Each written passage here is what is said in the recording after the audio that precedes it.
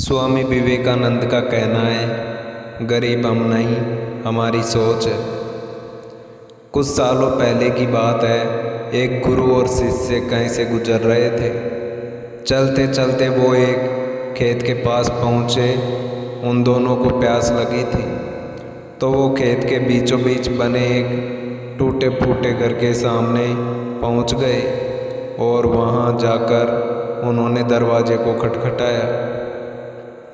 गुरु और शिष्य पहले से ही चौंके हुए थे, क्योंकि खेत बहुत ही बड़ा था और अच्छी और उपजाऊ ज़मीन भी थी। लेकिन उस खेत की हालत देखकर लगता था कि उसका मालिक उस पर ज़रा सा भी ध्यान नहीं दे रहा था। जैसे ही दरवाज़ा खुला, अंदर से एक व्यक्ति निकला। उसके साथ उसकी पत्नी भी निकली और 3 बच्चे भी उनके साथ थे। सभी फटे पुराने कपड़े पहने हुए थे। गुरु ने बहुत ही विनम्र आवाज़ में पूछा, क्या हमें पानी मिल सकता है? आदमी ने गुरु और शिष्य को पानी दिया और पानी पीते पीते गुरुजी बोले, मैं देख रहा हूँ आपका खेत इतना बड़ा है, पर इसमें कोई फसल नहीं बोई गई। आखिर आप लोग अपना गुजारा कैसे चलाते हैं? आदमी गुरु से बोला, गुरुजी हमारे पास एक भैंस है, वो काफ़ी दूध देती है। दूध बेचकर कुछ पैसे मिल जाते हैं और बचे हुए दूध का हम सेवन करते हैं और हमारा गुजारा ऐसे ही चलता रहता है। शाम होने आई थी और काफ़ी देर भी हो गई थी। गुरु और शिष्य ने सोचा कि आज की रात हम यहीं पर गुजारें। उन्होंने उस आदमी से अनुमति ली और वो वहीं पर रुक गए। आधी रात हो चुकी थी। गुरु ने अपने शिष्य को उठाया और एकदम धीमे से उनके कानों में बोला, चलो हमें भी यहाँ से निकलना है और चलने से पहले इस आदमी को जो भैंस है उसे हम ले जाकर कहीं जंगल में छोड़ देंगे। शिष्य ने गुरु की बात पर ज़रा सा भी यकीन नहीं किया, क्योंकि जिस गुरु से वो बहुत सारी चीज़ें सीखा, उसी गुरु ने किसी का बुरा करने के लिए बोला। फिर भी वो उसके गुरु थे, इसलिए वो गुरु की बात को मना नहीं कर पाया। आखिर में गुरु और शिष्य जंगल की ओर निकल पड़े और भैंस को ऐसी जगह पर छोड़ दिया जहाँ से वापस जाना मुश्किल था। यह घटना शिष्य के मन में बैठ गई थी और करीब 10 साल के बाद एक बड़ा गुरु बना तब उसने सोचा, क्यों ना अपनी गलती को सुधार लिया जाए और उस गलती को सुधारने के लिए उस आदमी से मिला जाए और उसकी आर्थिक मदद की जाए, जिससे उस व्यक्ति की आगे आने वाली ज़िंदगी खुशहाल ज़िंदगी बने। और वो निकल पड़ा उस आदमी की मदद करने के लिए। कुछ समय चलने के बाद वो शिष्य वहीं पर पहुंच गया जहां वो अपने गुरु के साथ पहले पहुंचे थे, मगर वो फिर से चौंक गया। वहां पर उसने देखा बड़े बड़े से फल के पेड़ लगे हुए हैं, एक बड़ा सा घर बना हुआ है। शिष्य को लगा कि शायद भैंस के चले जाने के बाद वो परिवार सब कुछ बेचकर चला गया होगा, इसलिए वो वापस लौटने लगा। तभी उसने उस आदमी को देखा। शिष्य उस आदमी से बोला, शायद आप मुझे नहीं पहचानते, लेकिन मैं आपको सालों पहले मिला था। उस आदमी ने मायूसी से बोला, हाँ हाँ, कैसे भूल सकता हूँ। उस दिन को आप लोग तो बिना बताए ही चले गए, पर उसी दिन न जाने क्या हुआ, जो मेरी भैंस थी वो जाने कहाँ चली गई और आज तक नहीं लौटी।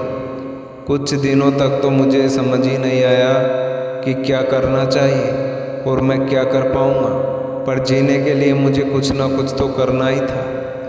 तो लकड़ियाँ काट कर बेचने का मैंने काम शुरू किया और उससे कुछ पैसे मैंने इकट्ठे किए और जो भी मेरे पैसे थे उससे मैंने अपने खेत में फसल उगाई। आखिर में मुझे अपनी मेहनत का फल मिला। फसल बहुत ही अच्छी निकली।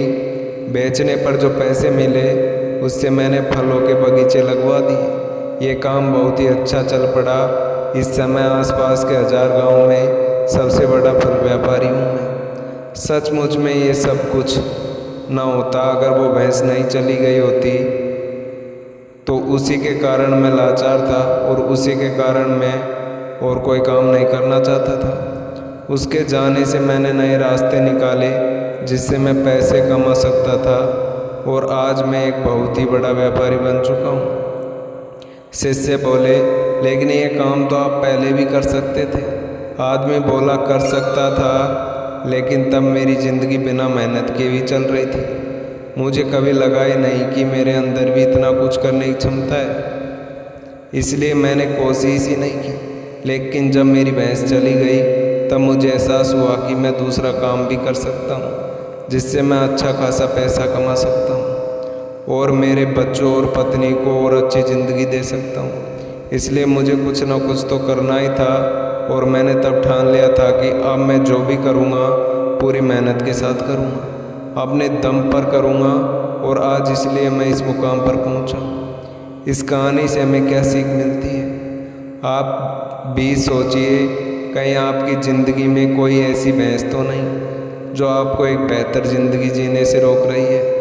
उस भैंस ने कहीं आपको बांध कर तो नहीं रखा है। अगर आपको लगे कि ऐसा है तो आगे बढ़िए, हिम्मत करिए और अपनी रस्सी को काटिए, आज़ाद हो जाइए। जो आपके पास है उसे खोने का डर मत पालिए, क्योंकि आपके पास खोने के लिए बहुत ही कम चीज़ें हैं। पर सोचिए, अगर आप कामयाब हो जाएंगे तो पाने के लिए पूरी दुनिया आपके पास है। जाइए और उसे पाकर दिखाइए और अपनी ज़िंदगी को एक सफल ज़िंदगी बनाइए।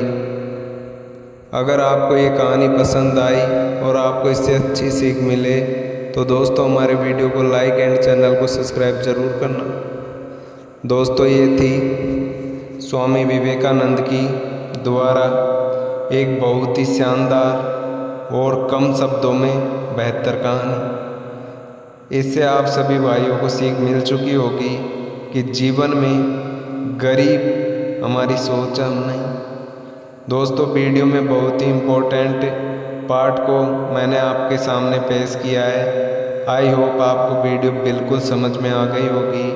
अगर आपको मेरी ये वीडियो समझ आई हो और आपको इस वीडियो से थोड़ा बहुत भी फ़ायदा हुआ हो तो कृपया करके वीडियो को लाइक एंड चैनल को सब्सक्राइब ज़रूर करना, क्योंकि जब भी कोई ऐसी नई वीडियो आएगी तो उसका नोटिफिकेशन सीधा आप तक पहुंच जाएगा और हम आपके लिए ऐसी ज्ञानवर्धक कहानी, मोटिवेशनल वीडियो व आप जैसी वीडियो चाहते हैं सब आपको इस चैनल पर मिलेगी। जीवन में अगर आगे बढ़ना है तो मार्गदर्शक का होना बहुत ज़रूरी है और दोस्तों ऐसी वीडियो ही आपका जीवन मार्गदर्शक करती है। इसलिए मैंने आपके लिए गरीब से अमीरी के ऊपर ये कहानी बनाई। अगर आपको कहानी पसंद आई तो वीडियो को लाइक एंड चैनल को सब्सक्राइब किए बिना मत जाना। मिलते हैं दोस्तों नई इससे भी बेहतर और बढ़िया कहानी के साथ। राम राम दोस्तों।